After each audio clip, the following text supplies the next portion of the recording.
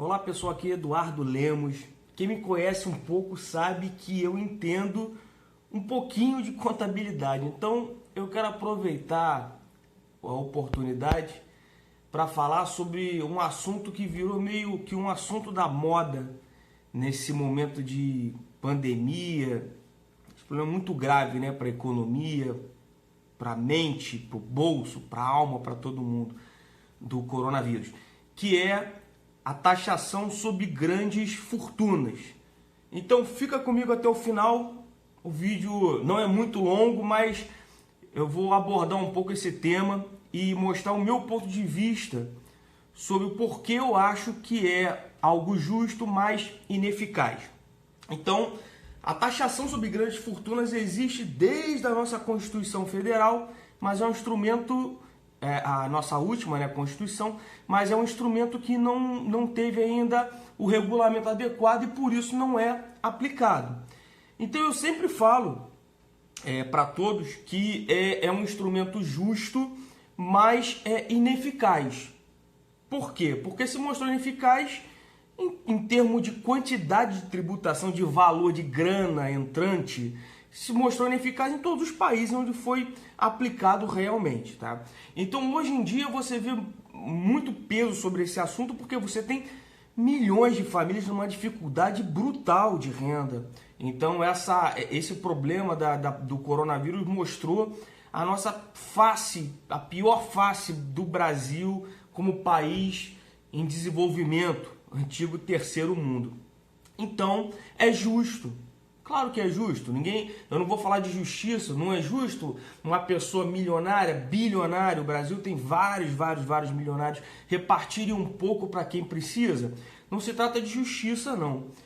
Se trata o quê? Se trata de que a própria contabilidade no Brasil, especialmente na legislação que nós temos, na legislação contábil, comercial, tributária, você tem vários meandros para que o rico não pague imposto. Vamos falar bem claramente aqui. Quem é rico, se quiser, não paga imposto ou paga um valor mínimo, só para dizer que está pagando alguma coisa de imposto de renda. E eu vou te dar alguns exemplos disso.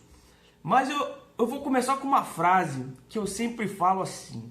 Não adianta taxar grande fortuna se o país vizinho não taxa. Não adianta taxar grandes fortunas se o país vizinho não taxa. Eu vou lhe dar um exemplo disso. França. França instituiu a taxação de grandes fortunas, que ela tem até um nome bonito. É solidariedade financeira. Legal. Só que o que acontece? Você teve um caso na mídia, talvez você tenha visto, um ator famoso, acho que é o Gerard Depardieu, muita grana. O que ele fez logo após o início dessa taxação? Simplesmente botou a grana dele toda para, salvo engano, para a Bélgica. E depois, acho que atualmente está na Rússia. Então ele simplesmente tem a cidadania francesa, mas não paga imposto para a França. Isso é um exemplo. Brasil. Se o Brasil taxar grandes fortunas, quem tem grandes fortunas simplesmente vai botar o dinheiro aonde? No Paraguai. Aqui do lado, vizinho, tu pega um avião, rápido, acho que você vai estar mais rápido no Paraguai que dependendo do trânsito de Campo Grande até o centro da cidade. Não, é brincadeira, exagero. Mas rapidinho tá no Paraguai. Então você coloca para lá. Você tem... Eu lhe falei sobre instrumentos do Brasil. Então você tem instrumentos como, por exemplo, uma pessoa que tem bens. Então, quem já passou por isso sabe que quando você tem bens como pessoa física que vem a óbito e você tem herdeiros, é caro o instrumento dessa cessão de direitos, né, dessa herança. Então você tem muitas tributações sobre isso, muita dor de cabeça, tem que abrir processo de inventário e por aí vai. Se você pegar esses bens todos e colocar numa pessoa jurídica em vida, colocando os seus herdeiros também nessa pessoa jurídica, você mata, não paga imposto nenhum na sua morte. Então esse é um instrumento, dentre outros tantos que as pessoas chamam de engenharia tributária. Eu prefiro chamar de elisão fiscal ou elisão tributária, porque é isso mesmo. São métodos juridicamente aceitos, são métodos que são legais para se pagar menos tributos. Isso existe só no Brasil? Não. Existe, por exemplo, os Estados Unidos. Por que você acha que os milionários, os bilionários norte-americanos têm tantas fundações?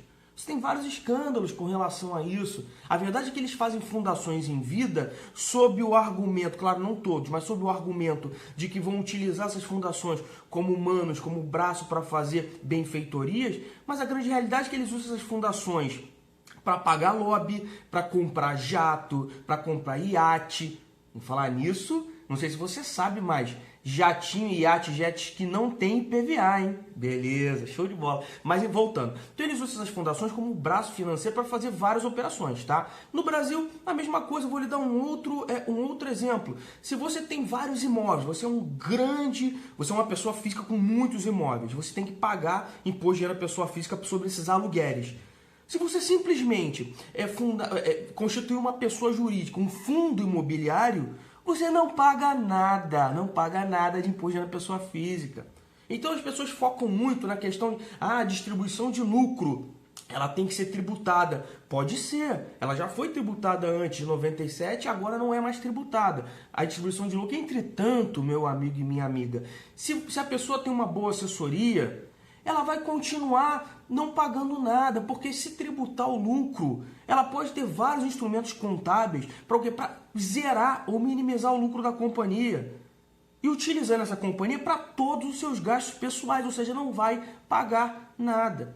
Então uma coisa que seria mais interessante, no meu ponto de vista, no meu humilde ponto de vista, é alargar o quê? As faixas de imposto de renda de pessoa física.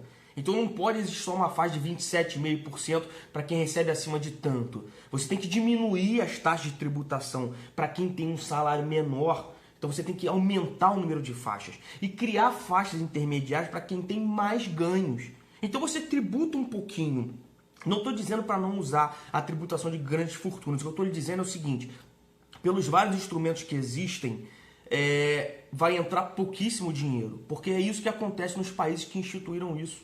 Entra pouquíssimo dinheiro no caixa. Então a gestão desse tipo de cobrança, a gestão que eu falo que é de auditoria, auditoria fiscal, sobre se a pessoa está fazendo ou não está fazendo certo, sobre se está fazendo elisão fiscal, se não está fazendo, se está fazendo engenharia financeira, tributária ou não está fazendo, talvez não valha a pena, porque vai mobilizar uma carga de gente, de pessoas, dos auditores, por uma merreca que vai entrar. Porque quem tem grana mesmo vai continuar sem pagar. Como eu já expliquei antes. Então, mas quer cobrar? Cobra um percentual pequeno também sobre a distribuição de lucro, mas principalmente alarga as faixas de tributação de pessoa física, porque é aí que estão as coisas. São os grandes servidores públicos que recebem 100, 150, 500 mil reais por mês de proventos, como você já deve ter visto na televisão. Também na iniciativa privada, são os grandes gestores de empresa que recebem às vezes bônus que são tributáveis na essência de milhares de reais. E continuam pagando proporcionalmente a mesma coisa que o pobre, que ganha 5, 6, entre aspas, a pessoa que ganha, no pobre, né, entre aspas, mas continua ganhando paga de imposto proporcionalmente a mesma coisa da pessoa que ganha 2.500, 3.000 reais. Esse é o absurdo do Brasil. Então tem que aumentar as faixas e cobrar mais de quem ganha mais.